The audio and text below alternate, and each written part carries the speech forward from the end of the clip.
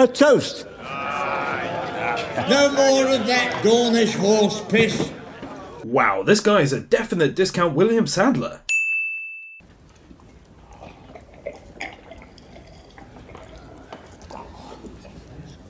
Not you. This young girl conveniently doesn't pick up her goblet until after everyone else has raced and drank theirs. It's only getting us in because literally everyone else drank theirs at the same time, obviously excluding Arya in disguise.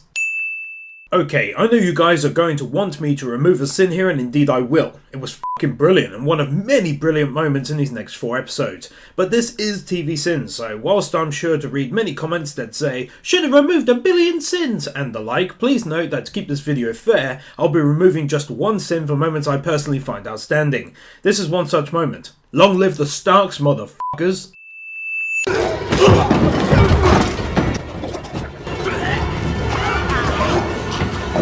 Discount William Sadler falls over and in turn knocks over a candelabra as well. Then before the next shot he obviously gets back up, picks up the candelabra, but then falls over again and knocks it over again.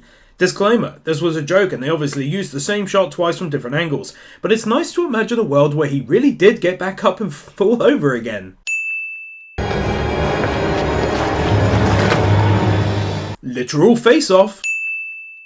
When people ask you what happened here, tell them the North remembers. Tell them winter came for House Frey. And their reply will likely be a mixture of, huh? And, right, but how did they all die? This room needs to make up its damn mind what it's doing with the whole candle distribution. Here, there's just a single candle, but when she leaves, 45 seconds later, there's now 3. Also, just noticed in the same 2 scenes, this candle at the back right turned from a 3 to a 1 as well. 1 minute and 45 seconds of extreme weather and White Walker travel and actual Walking Dead walking, and my god, they have a cave troll travelling. But seriously, how fucking cool is this simple scene? I kind of freaked when I saw the giants. If you guys are new to this channel, I do a thing over on Anime Sins and sometimes here, where if a sin occurs at the same time as an epic win, I'll transform it into a neutral sin. And I'm doing that here because 2 boss moments collided and created a vacuum of awesome that only a neutral sin could fill. This is Brandon Stark, son of Ned Stark. And how do I know that's true?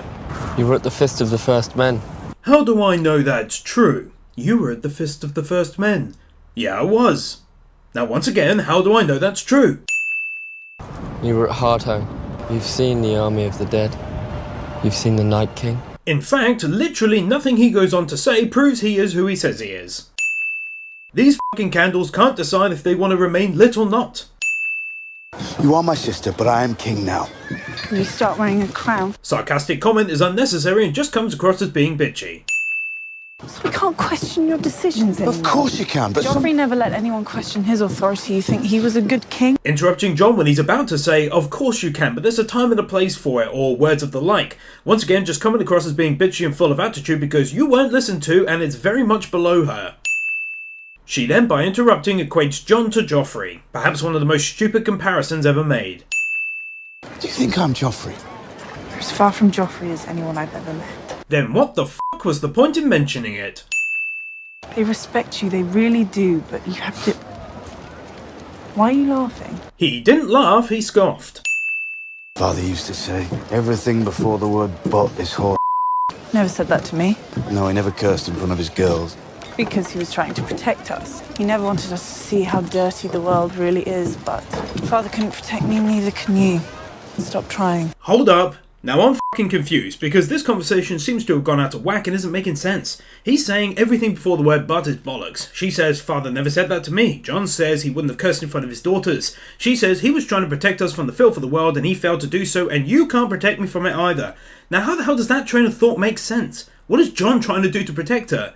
Not listen to her advice in the hall? And how should I be smarter? By listening to you. Would that be so terrible? No, it wouldn't be terrible, but if he genuinely disagrees and he's the man in charge, what else can he do but do what he thinks is right? What is this? A pizzeria. No one wants to fight on the losing side.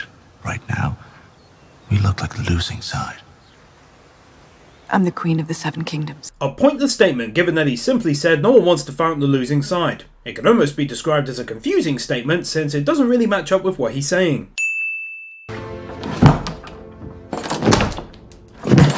A sin here is due to the fact that we never see what the actual point is in having the dangling metal chains around the books. If it's simply for decorative purposes, then it seems like a huge waste of time and metal.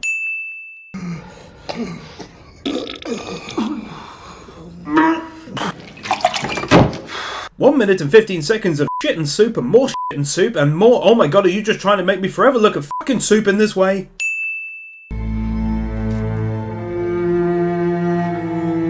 Seems little point in having a restricted section if they are leaving books open on the other side and within easy sight. They never heard of a bloody bookmark? Sam picks the keys up in the most noisy fashion possible. It's a new one. Are you hungry? An incredibly on-the-nose cameo that also went as far as to include singing, for God's sake. My wife's just had our first baby. Where I'll go? Oh, who knows? You think soldiers get ravens with news from home? Well, you didn't say that you weren't there for the birth, dude. I'm going to kill the queen.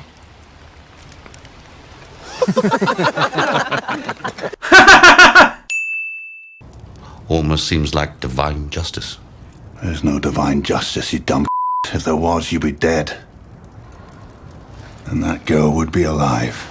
He just gets through telling him how he thinks he's not a bad person, and then he says it would be justice if he were dead and the girl were alive. If anything, it'd make way more sense in this situation for him to say, if there was, I'd be dead and she'd be alive, since he's the one who took their money, which in turn helped keep him alive and as a byproduct ended her life. You saw me bring him back from the dead after you cut him down. Don't you want to know what gave me the power? I keep asking and no one wants to tell me. In fairness, the guy literally just finished telling him, you don't think I asked myself why I'm chosen to keep coming back? I don't know. So it's not a case that he doesn't want to tell him. What the hell are you doing, Clegane? Baking a cake.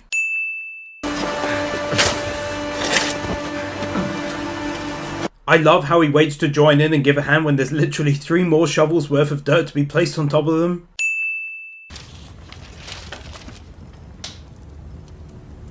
Skipping 2 pages and finding the exact information he needs, Ex Machina. Because the best way to let someone know you'd like a quick chat with them whilst inflicted with this deadly contagious disease and still rightly within a sound mind is to lunge your arm out.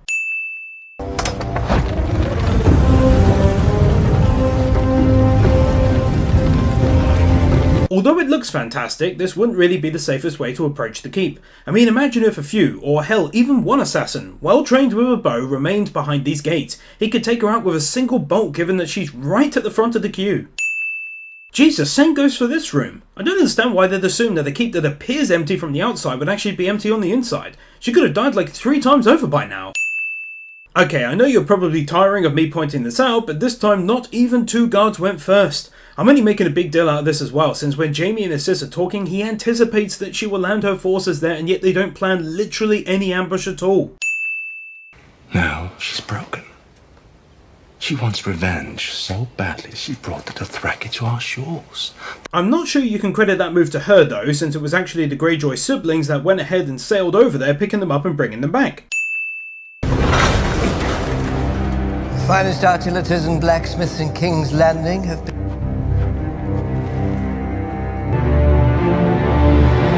Here the cover is thrown to the floor, but during this scene it insists on moving back and forth slightly further away and then back again. Of course, I can't remember a queen who was better loved than my granddaughter. The common people loved her. What is left of her now? Ashes. Or just children, really. They won't obey you unless they fear you. If this is the point she's trying to make, the first statement about how her granddaughter was loved by all the people and now she's ashes doesn't fit. She was loved by all but then blown up. That doesn't now mean it's okay for Dany to ride in and burn everything in order to be queen. And we will bring peace back to Westeros. Peace. Do you think that's what we had under your father? Peace never lasts, my dear. True, but she's not saying that there will be a peace that lasts forever. She's saying there will be peace now, since right now it's far from peaceful. They throw him in the water. If he learns to swim, good. If he drowns, good. Either way, strong and solid. It makes a strong soldier when they're drowned and die? Obviously I can't show this on YouTube, but what follows is 2 minutes of pretty boring sex. This book on the top goes from having its spine being not visible in the first shot to visible in the next, and then back to being not visible again, and lastly there's the spine once again.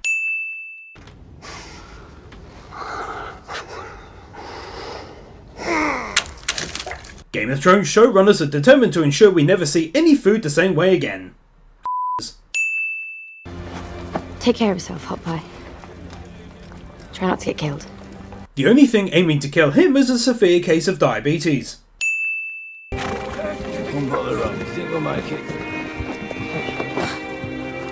The mysterious case of the disappearing horse valet.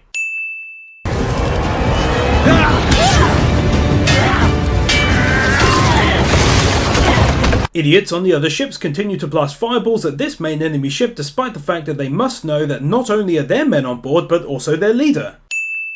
A bunch of minutes of holy shit, that was awesome. I'm breaking my rule here of only one sin being removed, but I think I'll probably break that rule more over the next couple of episodes and likely remove a few sins for the biggest holy shit moments. Ah, I hear it's beautiful down there. Palm trees and butterflies. Haven't been myself. Well, that seemed oddly rude. You begged us to summon the king in the north. Don't you want to see him again? Well, she said it would be wise. Mentioning it only a single time, it's not really begging, is it? Could storm King's Landing tomorrow and the city would fall. Hell, we almost took it and we didn't even have dragons. Almost. Seems like an unnecessary statement, given that during that particular battle he fought for the Lannisters who are now his enemies. The reinforcement of the word almost just serves no purpose other than to slightly irritate one of the very people they wish to team up with. I was born at Dragonstone. Not that I can remember it. That kind of goes without saying for literally every single person ever born ever in the history of ever. As user Vantava stated on Twitter, albeit with some wrong spelling here and there, she calls the White Walkers a myth when outside there's 3 fully grown and supposed to be extinct dragons that were born out of a fire she stuck herself in overnight. I think in her mind pretty much nothing should be labelled a myth right off the bat anymore. I tried. You wouldn't be here if you tried. Whilst he is fully correct, it's entirely plausible that he could have been knocked off of the ship en route to attempt to save his sister. This dude doesn't know one way or another, and clearly none of the others do either. They both fall down even though he only drops the chain, so unless it weighs way more than it looks, they should still be standing.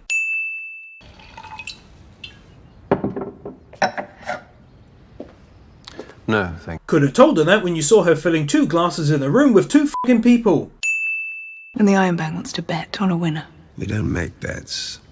We invest in endeavors we deem likely to be successful. A fancy way of saying bet. Cersei would be good at TV sins. As you can likely imagine, I'm going to go ahead and remove 2 sins here for the entire scene. It's absolutely brilliant to see battles like this in a TV show.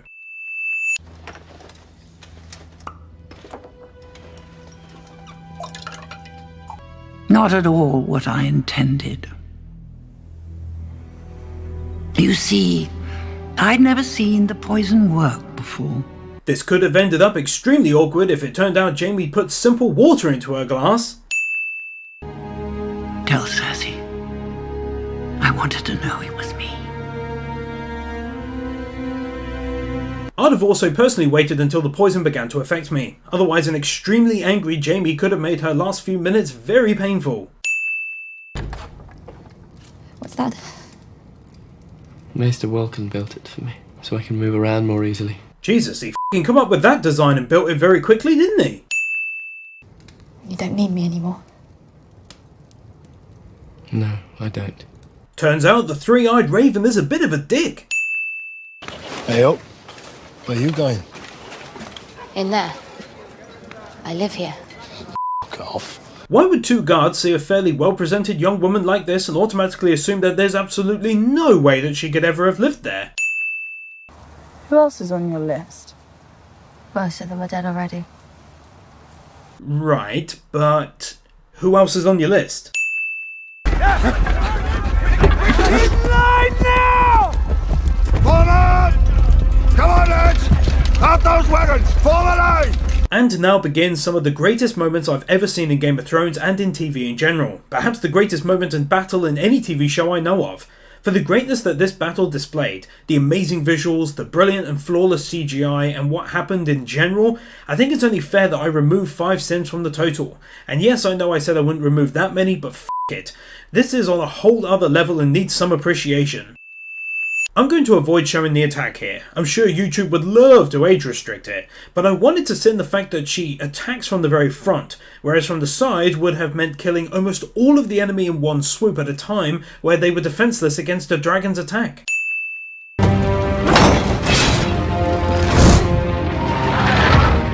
Despite already seeing this deadly attack, she still decides to attack the damn thing head on in a completely straight line. Like, what did she think was going to happen? It's the worst weapon ever against her soldiers on foot, but the best against her dragon. The smart move in reality would have been withdrawing from her attack and allowing the soldiers to take it down first. However, her plan was really dumb and thus deserving of a sin.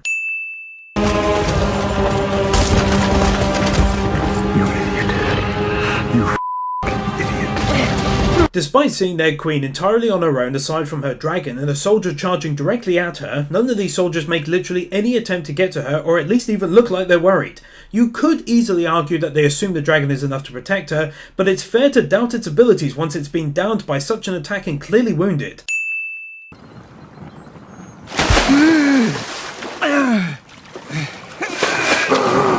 So wait, did they swim that entire way, Jaime in heavy armour, underwater until they were this far from the battlefield and where they fell initially? That's quite the set of lungs those boys have. The fuck are you doing back there? Ending the war. Killing her. You saw the dragon between you and her.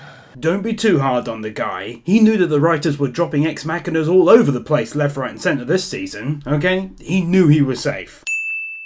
Say what you will about your sister, she was born in Westeros. She's lived here all her life. You, on the other hand, murdered your own father and chose to support a foreign invader. This sentence to me doesn't make much sense, because when the statement "you on the other hand" comes around in the conversation, it should usually always tie into the first statement. For example, I've always had a job since I was old enough to have one. My brother, on the other hand, has never even had one. What this guy is saying, using the same formula as the above, is basically equal to saying, I've always had a job since I was old enough to have one. My brother, on the other hand, is a dick. One with no ties to this land. Other than being born in said land and having her family's house situated in that land for hundreds and hundreds of years. Yes, other than that, no ties at all. Killing our men wasn't war for them, it was sport. Her dragon burnt 1,000 wagons. Qyburn Scorpion fired bolts bigger than you. They couldn't stop it, and she has 3 of them. I'd just like to point out at this time something which kind of bugged me during episode 7, in which due to Dany turning up with 2 dragons at King's Landing, she automatically puts 2 and 2 together, saying, well, one of them must have died as she's only shown up with 2. They can be beaten! Yet here Jaime tells her she arrived with a single dragon and no such notion runs through her head. It just kind of felt forced during episode 7 that she'd figure out the truth so easily when the notion of it obviously escaped her during this scene. I absolutely loved this entire scene. For some unknown reason, and I don't know if it had the same effect on any of you, but I genuinely got a little emotional with how they did it. I thought it was really awesome and definitely deserving of having a sin removed overall. A crippled boy survived for years beyond the wall when no one else could. Not the Night's Watch, not the Wildlings, no one. Well, that's not quite true, is it, Sam? The Wildlings have lived beyond the wall and never anywhere else in all those years. So why is Sam saying the Wildlings couldn't survive beyond the wall? I think this deserves 3 sins because not only is it not true, but he's also then not corrected by any of these wise people, whom all should know that wildlings lived beyond the fucking wall. Bring the dead to her. I thought that was what we were trying to avoid. We don't have to bring the whole army. Only one soldier. Tyrion now thinks up and presents to the group the most implausible strategy throughout all of Game of Thrones history, and sadly how it's executed gets even more wild and wondrous before it ends. But it'll all be for nothing if we don't have one of these dead men. Fair point. How do you propose to find one? He didn't propose anything, Tyrion did, and so the question shouldn't be directed at him unless the content of the question is changed to, for example, Jon Snow, if we were to attempt this, any ideas as to how it could be done? Since it's not Jon's idea in the first place, it should be phrased like this, really. With the Queen's permission, I'll go north and take one. You asked me to find a cure so I could serve you. Allow me to serve you. Up until now, he's been strictly an advisor and protector. Him convincing her like this after he's just come back hours or maybe days from hell to do the job of a soldier / errand boy just seemed odd to me. Now I'm asking you to trust in a stranger. Because it's our best chance. Well, you soon became convinced Tyrion's strategy was for the best, considering the matter had been discussed for like 5 minutes, coming to the conclusion that it's mankind's best chance is a little far-fetched. Are you angry with me? They were insulting John. And you sat there and listened. I listened to their complaints, which is my responsibility. No one insulted John. They simply said the king in the north should stay in the north, and one guy said perhaps we should have chosen you. I hardly think that counts as an insult. And if John doesn't come back, you'll need their support. So you can work together to give you what you really want. Arya, for some unknown reason, decides to be a bitch since her return to Winterfell, and saying this when she's absolutely 100% in the wrong about the situation is dumb as fuck. It's yours. It'd serve you well. And your children after you. Yep, all of his little incest babies. Could have been the 20th shot, or the 50th, I don't remember. But I hit the bullseye, and I heard this. I looked up, and he's standing right here. So what? Did he keep ducking in between shots to avoid being seen until the last one hit the bullseye? They forced me to do it. Did they? With a knife at your throat? Did they put you on a rack and stretch you until your bones started to pop? You don't know what it was like. I was a child. This is kind of a dick move. She knows Sansa was just a kid at the time, in a foreign land due to wed an absolute maniac and surrounded on all sides by people telling her what to do. But in all of that, she thought she had figured out a way to save her father's life, which almost worked had it not been for King Dickhead. This just seems completely out of character for Arya. I remember you standing on that platform with Joffrey and Cersei when they dragged father to the block. I remember the pretty dress you were wearing. I remember the fancy way you did your hair. In all likelihood, she wouldn't have done her own hair, but do go on. Did you fight off the Lannisters and save father? I wanted to. But you didn't. Just like me. I didn't betray him. I didn't betray Robb. She also didn't betray Robb. Robb didn't listen to the letter, and rightly so. He was killed because he wanted to marry a sexy nurse instead of an ugly girl, ultimately. What would little Lyanna Mormont say? She's younger than you were when you wrote this.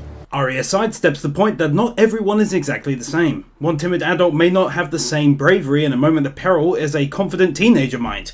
This is pretty basic stuff. And you have been known to lose your temper from time to time, as all great leaders do. When have I lost my temper? Now? Your Grace, I saw hundreds of arrows fly towards you when you fought on the Blackwater Rush, and I saw hundreds of arrows miss. But any one of them could have found your heart and ended you. You've been thinking about my death quite a bit, haven't you? This is definitely not her smartest moment. What he's saying is absolutely justified. The point is, if she had died that day, who would have taken over to ensure her vision remains intact? To say, you've been thinking about my death quite a lot, is just silly in this instance.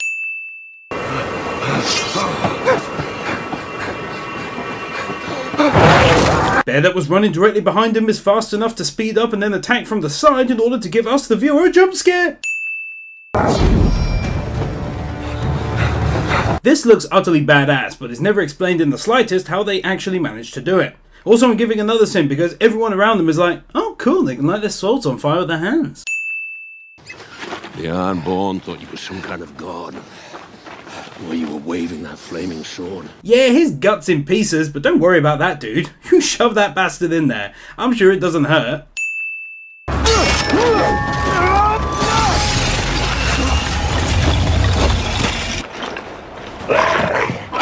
All walkers die except one which they desperately need Ex Machina.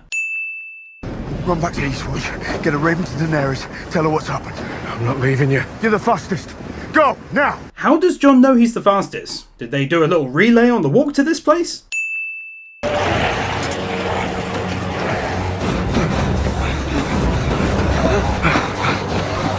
They just so happen to find an island surrounded by a lake which holds their weight but not the weight of the walkers, creating a perfect island of safety Ex Machina.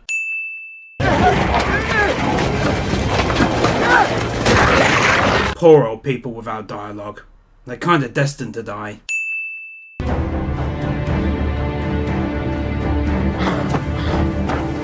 He knows his way back to the wall. Somehow.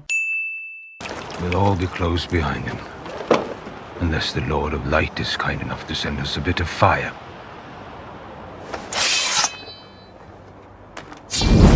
Did he not see those two light up their swords in a very obvious fashion on 2 occasions now?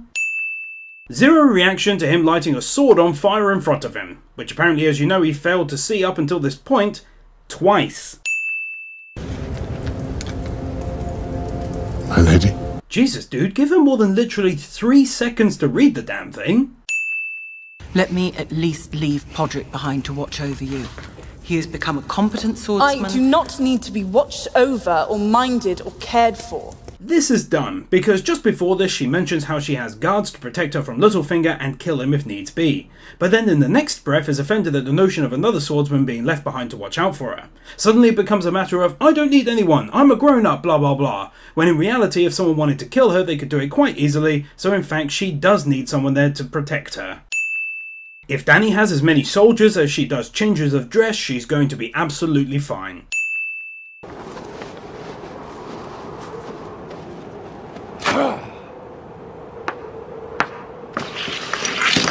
The Hound acting like a dick. Someone help the man, he had no damn lines!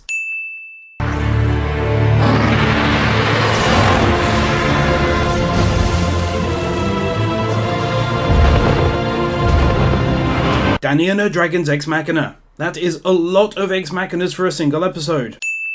However, I'm going to remove a sin because, oh my god, those dragons are so fucking awesome!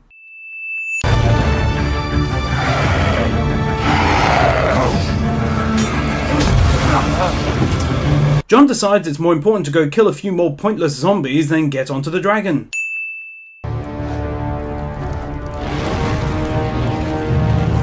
So in fairness, if someone had just told Dany to attack these dudes with her dragons from the start, then they may have been able to stop the entire war from even happening. Jon is getting another sin here because he's got so many chances to turn around and get to the dragon, and yet he continues to take on the walkers.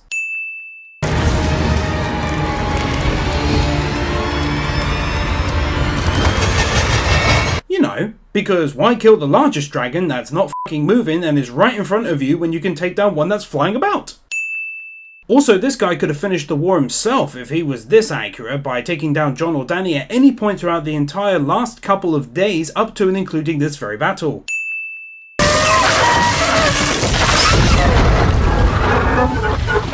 By the way, I should point out that at this point in time the other dragon fucks off and isn't seen again until episode 7, and yet no one ever questions its whereabouts.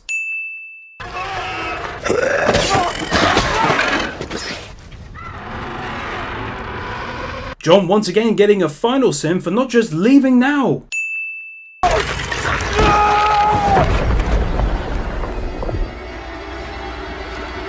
Don't worry, Dany, by this point in time falling into water just means you'll come out a little later on after having taken a brief dip. This isn't seasons 1 to 5 where anyone could die at any time. Jeez.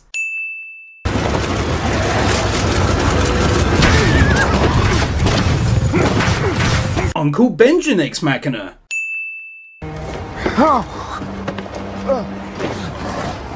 Right for the pass. Come with me. There's no time. Well, there was time. All you had to do in fairness was stay on the bloody horse and pull Jon up, or put him up and then get back up yourself. Also adding another 5 sins due to this incredibly short scene being the one we get after 7 seasons of Jon wondering what happened to his uncle.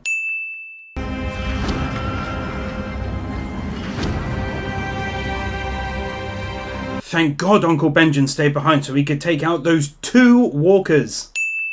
4 minutes of very boring boringness that ultimately adds nothing to the plot.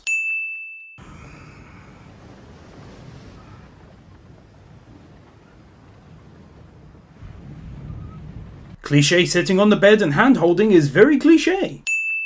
Cliché hand-holding sequence number 2, because why do it once when you can do it twice?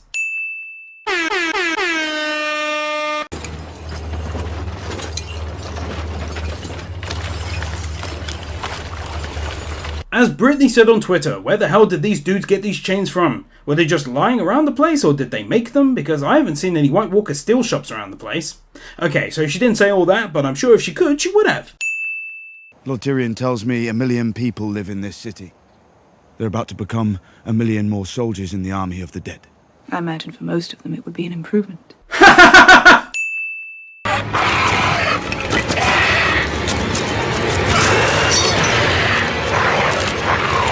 Give the Mountain a huge gold star here for this brilliant performance of his duties. Fate of every person in the world.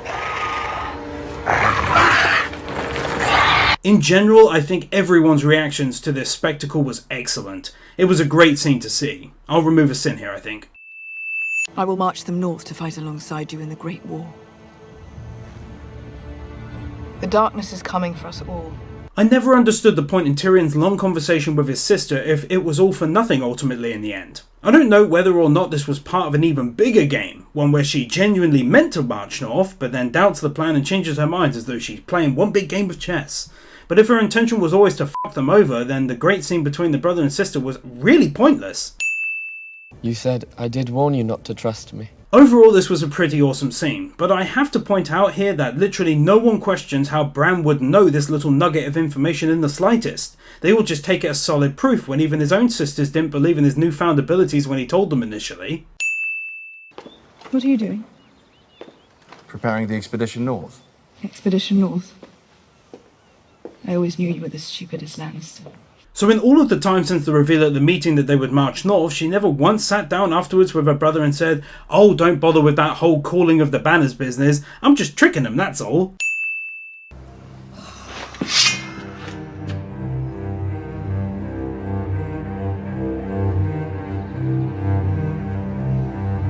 I don't believe you. So, does the order consist of 2 consecutive nods?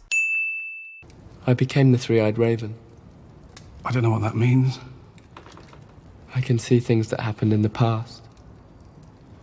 I can see things happening now. Why did you come to Winterfell? Well, you tell me, Mr. Smarty Pants.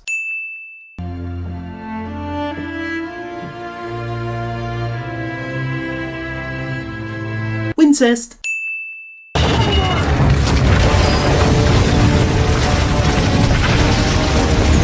So basically, if Dany had stayed in the south, there's a good chance that the wall may never have actually been destroyed at all. Well done, Dany. Oh, don't mind me, guys. I'm just passing on through the removed 3 since what is actually an incredibly awesome looking scene with off-the-charts CGI. Overall, I loved this ending. My wife wished there had been more fighting in the last episode, but I thought it was pretty damn great, to be honest. What did you guys think of the final episode and the season as a whole? Let me know in the comments below, or pop on over to Twitter and let me know at @TheHonestGamer your thoughts. I'd like to hear them. Thanks for watching, everyone. Please be sure to leave a like and share the video if you enjoyed it. It took around 35 hours to create both videos from start to finish, so it's always appreciated to see a little love. And of course, I'll see you in the next series in 2 weeks' time.